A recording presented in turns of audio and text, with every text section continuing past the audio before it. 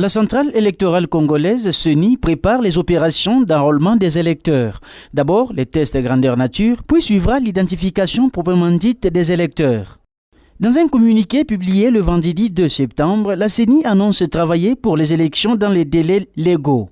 S'entend par cette formule en 2023, le mandat du président Félix Tshisekedi et des élus arrive à échéance cette même année. Pour assurer quant à cette promesse, la centrale électorale congolaise dit mener actuellement une série d'activités. Elle actualise la cartographie électorale, opération nécessaire pour l'avancement du processus électoral. Elle définit des emplacements des sites clés des activités à mener. Il s'agit par exemple de déterminer où sera installé un centre d'enrôlement, un centre de compilation des votes dans une zone donnée. En même temps, les activités portent sur les mesures d'application des lois relatives aux activités diverses de la centrale électorale. Pour cela, la référence reste la feuille de route publiée en février 2022. Celle-ci prévoit entre autres, la révision du fichier électoral.